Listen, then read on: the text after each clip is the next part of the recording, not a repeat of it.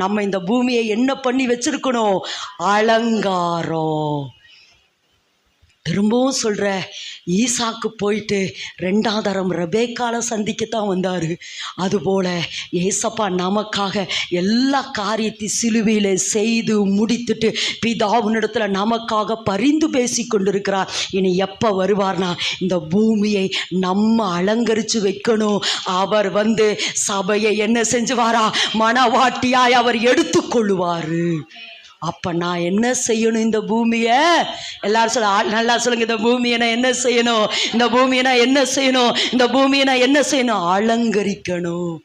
அப்போ நான் கேட்டேன், நேற்று நைட்டு நான் மெசேஜ் எடுத்துகிட்டு படுத்துட்ட 12:30 நான் கேட்டேன், என்ன ஆண்டவரே நான் செய்யணுங்கிற பொழுது, என்ன ஆண்டவரே நான் செய்யணுங்கிற பொழுது ஏசப்பா சொன்ன வார்த்தை, வசனத்தை அறிவிச்சுட்டே இரு.